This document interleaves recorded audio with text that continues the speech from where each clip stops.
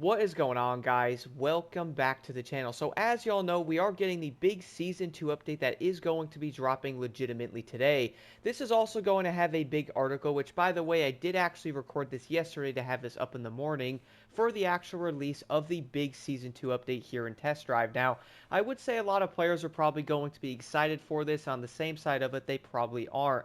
Not going to lie, I don't actually remember the last time I did end up playing Solar Crown. It might have been maybe a month and a half or something like that, which I would probably say many players are in the same boat, or at least they haven't been playing as much. Maybe they log on, do a few things, and that is basically it. But I did actually want to go over the entire article here, going over what you can expect from Season 2, and if you're actually going to want to jump back into it and give it a shot after that insane launch that we did end up having before. Now, besides all of that though, let's dive right into this. So this season celebrates the return of Ibiza to the game series, with the city of Eivissa and the surrounding recreated to a 1-1 scale. The update also includes 20 new clan levels, a brand new solar pass with exclusive free rewards, and new cars. The AI has also been reworked to create a more balanced difficulty and a fairer racing experience. Ha! Ain't that something that was really needed. We're then going to have a photo, guys, after that showing like the map of Ibiza. It's going to show the new cars like the Diablo, which I'm actually excited for that car. We're then going to see a thing for the quality of life improvements, improved steering wheel animation, improved AIs, which I did just mention, and they're also adding proximity voice chat to the game, which is kind of odd. Not sure how that's going to work. It says new races, new live events in a solar pass, clothes and outfits, and I'm sure there's going to be stickers in there somewhere. Anyway, it does actually say the summary though: the Ibiza Returns, new cars, seasonal content, AI's rebalancing and adjustments, steering wheel animation, proximity voice chat, Season 2 dev diary, and next steps. Now let's actually dive into this a tad deeper. So yes, Ibiza Returns. It is going to have the screenshot you guys all probably saw on Twitter there that I thought was pretty dope. Now I do understand the map probably looks pretty dang good, but again guys, what I'm curious about is how big is the area in Ibiza? The next part of this though is going to read: the city of Eivissa on Ibiza Island is back on Test Drive Unlimited, recreated on a 1-1 scale, offering you a new map to explore. Fans of the license will feel a sense of nostalgia as they navigate through the narrow streets of the Ibiza castle, making their way to the luxurious Talamanca district and passing by the charming marina. You can expect nostalgic and emotional cruising times around the different Eivissa districts with well-known points of interest, but also speed traps, a variety of collectibles. Many new races are also available on the Spanish island with a brand new system of restriction rotation, offering new challenges to conquer. That actually sounds fairly interesting. The next part though: a special heliport in the northern part of Hong Kong Island is available to transport you directly to Ibiza. That was probably going to be obvious. What are they going to do? Make a big bridge? You must be a Sharpster Street member. Reputation level 12 is needed to join a clan to fly to Eivissa.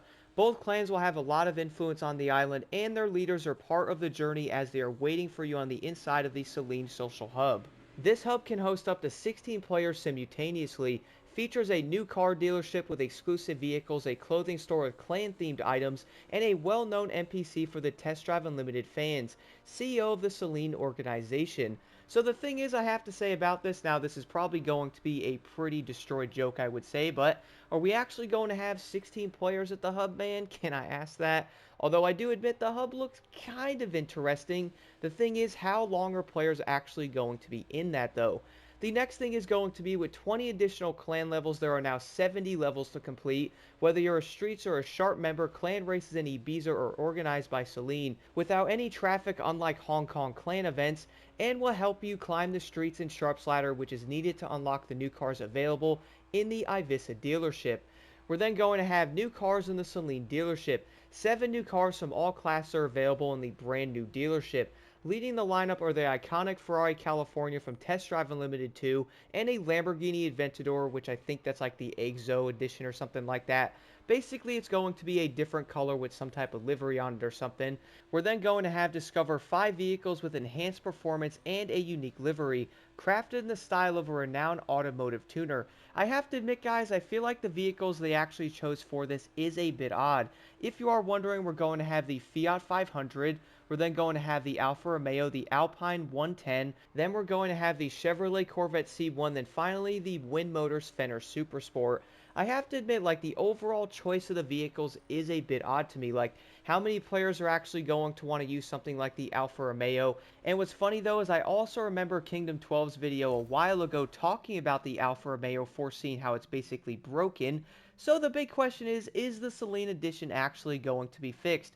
Who really knows at this point? We're then going to have also the launch compensation will be available on Wednesday for all Gold Edition players who have played the game before October 12th. The compensation is going to be the 1986 Porsche 911 Carrera Coupe Adventure Edition. As well, get ready, a pack of 5 stickers. Yes, I love my stickers.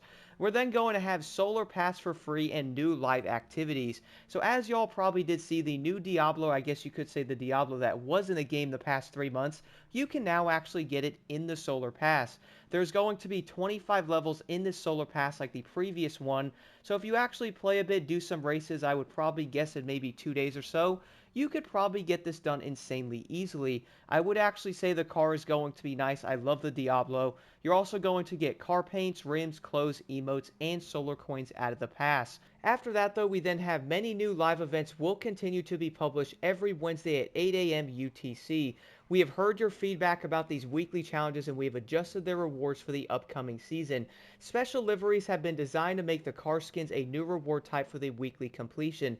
So I have to admit, guys, that's actually going to be a pretty nice change there. I mean, a lot of players were looking at something like a hat or like a sticker or like a piece of clothing, but now we're actually going to be getting vehicle livery. So I guess, that's going to be a decent win. Season 2 also brings a new Solar Crown competition and a new car prize for those reaching the Solar Court or the Solar King/Queen rank. The exclusive reward will be none other than the lovely Bugatti Chiron Supersport 300 Plus. This top tier vehicle is going to be a coveted prize available at the end of the season for the Solar Court players. Now, okay, here's the thing about this, guys. The reason why I'm a tad frustrated about it is this was legitimately the car you actually race at the end of the Sharps thing when you max leveled. That was going to be like the main race in that, and then you're done with it. The thing is, though, why would they put such an amazing vehicle behind the Solar Court of, like, the competition? And what's kind of sad about this, though, is I do feel like with the current player base of Solar Crown, guys, we can all admit right now there is not a lot of players on the game. So that's probably going to mean the best way to get the Bugatti is, you guessed it, you are most likely going to have to boost to get into Solar Court or like a Solar King or Queen to get this car, which I think is just such a weird decision. Like, I don't get it. We're then going to have, we are aware of the ranked matchmaking experience isn't optimal, and the development team is actively working on something new to improve the overall experience for all players. Ha!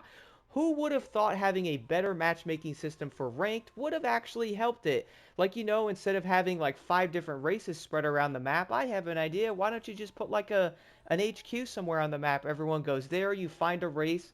That would be such a simple solution, am I right? Instead of the entire server having, what, 5 or 6 players on it. Each player is going to be in one race. They sit there for 30 minutes, and guess what?